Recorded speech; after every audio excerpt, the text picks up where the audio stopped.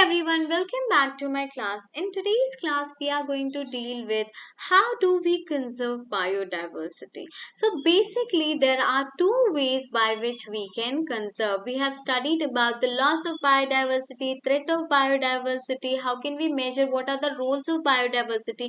Now finally, we have to understand how can we conserve the biodiversity. So there are two ways by which we can conserve the biodiversity. One is your in situ and other one is your ex situ. When I say in situ, it is nothing but conserving species on the site. On site, when I say, that means where the species is naturally present, where the species habitat is naturally present, we call it as on site conservation. Conservation मतलब किसी चीज को बचा कर रखना. How can we save it, right? Now ex situ means off site. When I say off site means species we are going to take species from its natural habitat and we are going to save them, we are going to conserve them in an area which is going to imitate nature, but it is going to be man-made area. Right? Now, it is the ideal conservation strategy. Why ideal? Because the species which are present in the, naturally they are present in the habitat. So, if we are going to conserve over there, it is easy for the species to get adapted to that environment. But this ex situ one is your backup solution. That means if in situ is not working over there, then we opt for ex situ conservation, right? Third one is conservation of species occur in the natural habitat. But do we do natural habitat conservation in ex situ? No, that is going to be man-made habitat. Endangered species are protected from the predator. So in both, endangered species are protected from the predator. But when we talk about the ex situ, basically ex situ, endangered species are protected from all the adverse factor. It's not only from the predator, it's about all the adverse factor. Maybe your, maybe your natural environmental factor. It could be any other factor. Some example I have written over here, that is your national park, biosphere reserve, etc. And ex situ example is your zoo, gene bank, etc. These are just one few example, but we have to understand whole example. Class, this is super important topic when it comes for the NEET. Every single year they are going to ask question from in situ and ex situ. That is example you have to remember, right? Let's see the flow chart over here. Method for conservation of biodiversity. Just now we discussed there are two methods, that is your in situ and ex situ. In situ can be hotspot protection or it could be the protected area. What is hotspot? Again, day before yesterday when we saw the NEET paper, there was a question on the biodiversity hotspot, right? And then protected area. When I talk about the protected area, we have national park, wildlife sanctuaries, biosphere reserve, sacred groves, right? Now, don't get confused, class, ki these national park, wildlife, biospheres, sacred groves are your hotspot. No, it can be hotspot, but it's not compulsory that they all are hotspot. By this you will understand what I'm trying to say when we get to know what is the meaning of hotspot, right? So ex situ examples are, where do we do ex situ conservation? It can be gene bank, cryopreservation, in vitro culture, that is your tissue culture, wildlife safari, zoological park and botanical garden. All these examples, class, you have to mug up. This flow chart is very important with respect to the NEET. Usually we get confused from wildlife sanctuaries and wildlife safari. Okay, so wildlife safari park, we go it, open area. So these are man-made, human-made it, right? Now, let's see more about the in situ conservation, what is written in your textbook. It says that it is a process of protecting an animal species in a natural habitat. The benefit is that it maintains recovering population in the surrounding where they have developed their distinctive properties. That means in the natural habitat, we will try to preserve the species because it is easy for us to do it. Example, your biodiversity hotspot. Let's see what is biodiversity hotspot. Again, this is your NEET question. Okay, what is biodiversity hotspot? It is the region, which region? Biogeographic region, which is a significant reservoir of biodiversity that is under threat of extinction. So biodiversity hotspot is nothing but the area where species are threat of extinction, and there will be high degree of endemism. If you see these two keywords, it means I'm talking about the hotspot.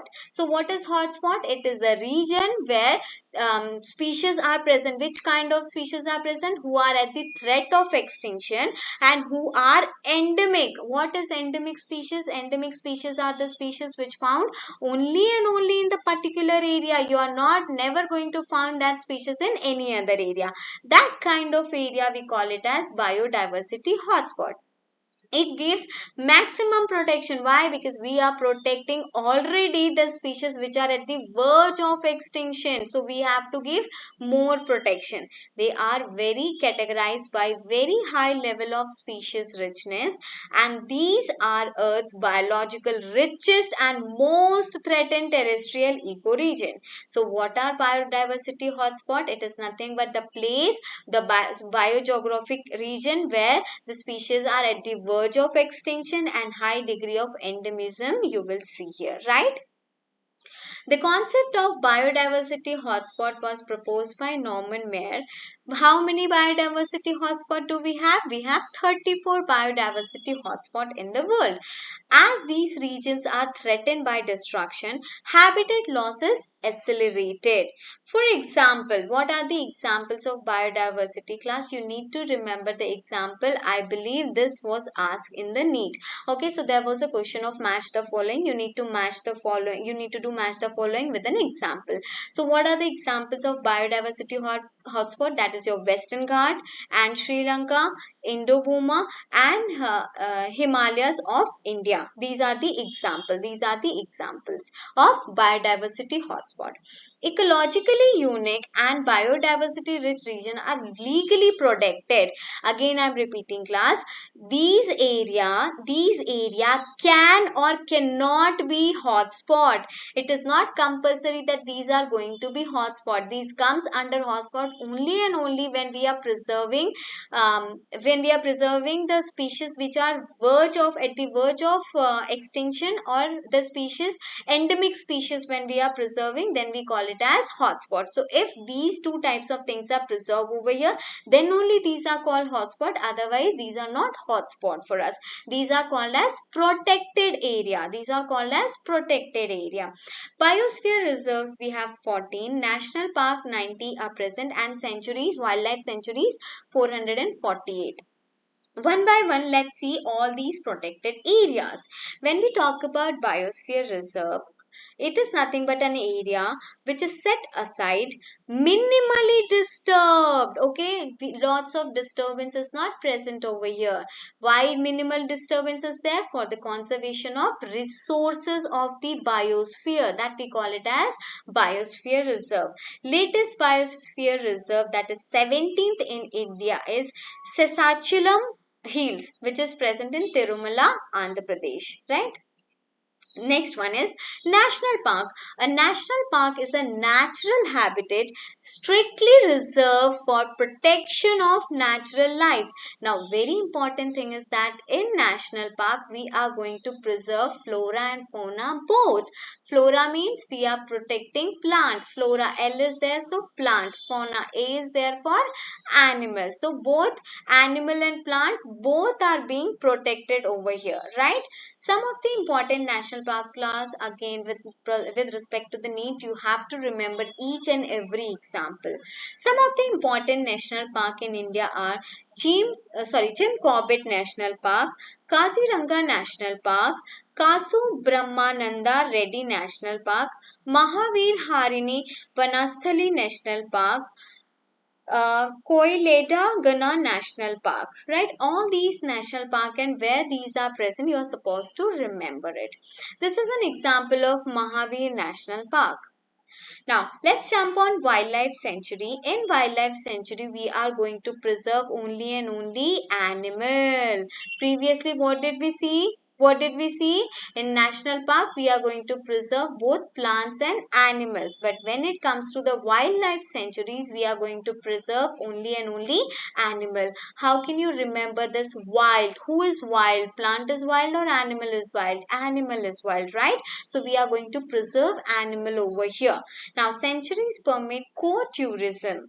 Some important sanctuaries in India are Koranga Sanctuary, Iturnagaram Sanctuary, Kondalu Sanctuary. All these sanctuaries you have to remember. So this is an example of sanctuary present in Warangal. This one you can see Indira Gandhi Wildlife Sanctuary.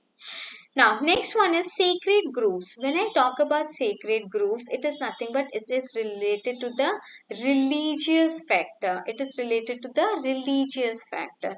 A smaller group of tea when it is present in the forest, forest means more number of trees are present. When more number of trees are present, we call it as forest. But at the same time, if we have group of less number of trees, we call it as grove.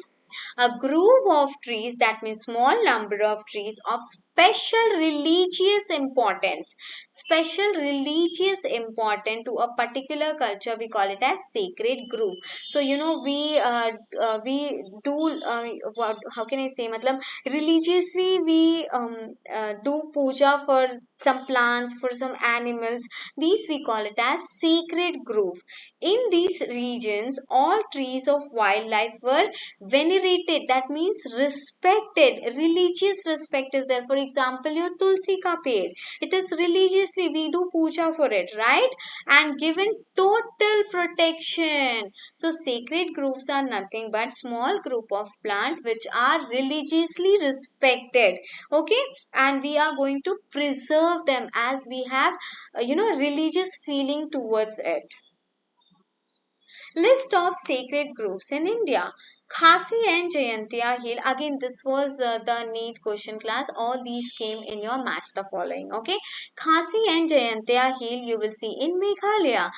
Aravali Hill you will see in Rajasthan and Gujarat. Western Ghat region you will see in Karnataka and Maharashtra. Sarguja or Bastar you will see in Chhattisgarh. Sorry. Chanda you will see in Madhya Pradesh. So if I'm not wrong, this one was there. Khasi and Jayantiya Hill was the question for NEET, and you have to match it whether it is a biosphere or sacred grove or national park. What is it, right? In Meghalaya, sacred groves are the last refuges for the large number of rare and threatened species. Right? So this was about your in-situ conservation. Let's jump on ex-situ conservation. When we talk about ex-situ conservation, it is nothing but threatened animals are taken out. When do we do this? This is a backup plan. That means when we are unable to do in situ conservation, we go for ex situ conservation, right? So species are taken out from their natural habitat and placed in a spatial setting, which is a man-made setting, man-made habitat. Right? And why do we do it? We do it to protect the area. This includes your zoological park.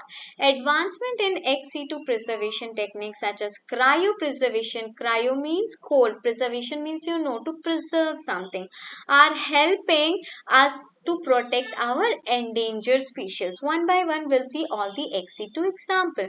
First one is cryopreservation. Just now I told you cryo means cold. Preservation means to save something, to save something. So preservation of biological samples such as your cell, your tissue or any species, any organism at very low temperature. Class, at very low temperature, do this experiment whenever you get time. Take a flask and put a fly inside the flask. Keep this flask or keep this jar, close this jar and keep it in the fridge. Okay, after some time if you will see, you'll feel like the fly is dead, but actually it's not dead. It's just that because of the low temperature it was metabolic, all the enzymes present in the fly were metabolically inactive. Okay, so who is going to do this experiment? Maybe Diya can do this experiment. So Diya is going to take a container and she is going to catch a fly and put it in a container, close the container and put it in your refrigerator. After some times when you'll remove it, you will see the fly will be present over here, but fly is not moving. Why? You may think that okay, it's dead, but after some times you will see fly will start flying. Why that will happen? Because initially due to cold temperature the enzyme was inactive. So since the enzyme is inactive, no metabolic reaction was happening in the body, so no energy. Fly won't be able to fly, right? But what about outside? When it comes outside, again the enzymes will become active or the chemical reaction occur and fly will start flying. Now at which temperature do we do preservation? We do it at 196 degrees Celsius. Which 196? Minus 196 degrees Celsius. Now just imagine, we cannot bear 0 degrees Celsius, -1 or -2, but we preserve species as minus 196 degrees centigrade, right? Preservation of your gametes, embryo or the threatened species we are going to preserve by using this way. Now, next one is your in vitro culture. In vitro means what, class? In vitro, it means any experiment which occur outside the body. Any experiment which occur outside the body. Any activity which we do outside the body. In vivo. Vivo means vivo. That means activity occur inside our body. Okay. So, whenever I say in vitro, it means activities have occurring outside the body. For one, here one example we are going to take, that is your tissue culture. So in vitro we do it in the lab.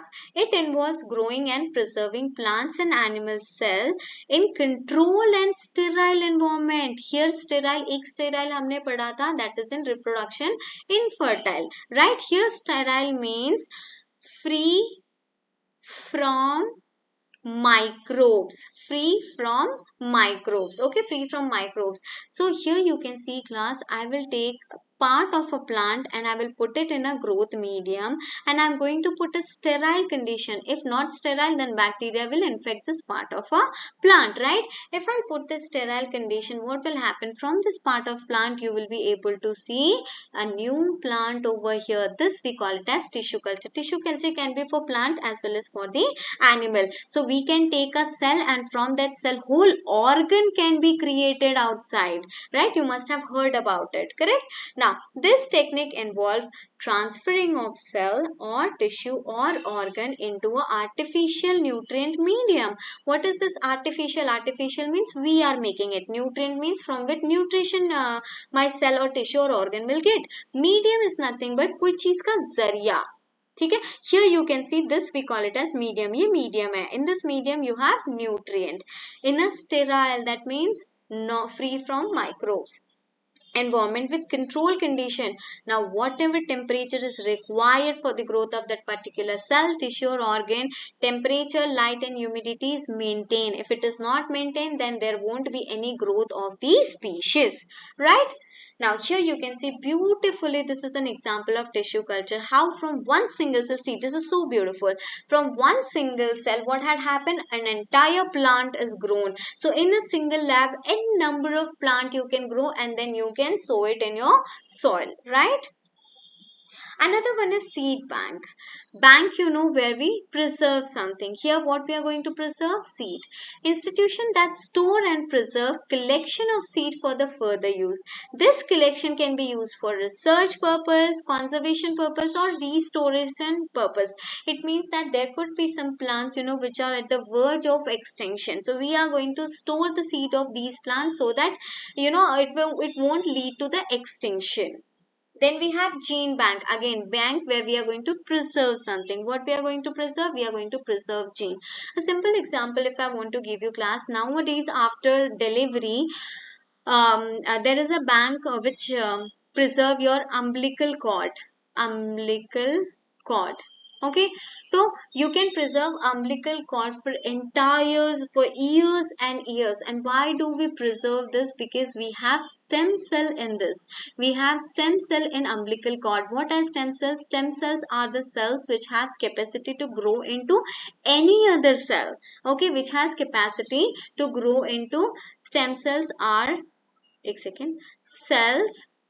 Stem cells are cells which has capacity to grow into any other cell. Based on that, we have types of stem cell that the cell will be able to produce a particular cell, particular organ or all the organ. Based on that, we have many stem cells. We are least bothered about it.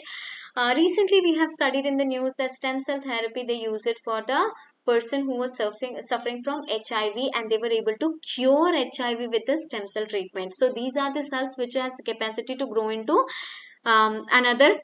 grow into any other organ, any other cell or organ.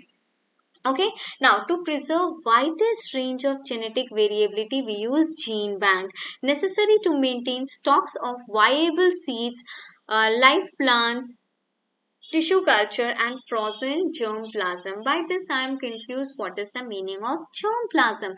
Germplasm, basically we use this word for sum total of heredity material. When I say heredity material, it is my DNA or the segment of DNA gene or all the allele, okay, which is present on the DNA, right? So heredity material is DNA, gene or allele which is present in the nucleus, which is again present in the cell, which is again present in the seed. So seed has cell, cell has nucleus, right? But it is difficult to preserve, store cell and nucleus. So basically we love to store our seed. We use seed bank for this, right? Hence stored in the form of seed, correct?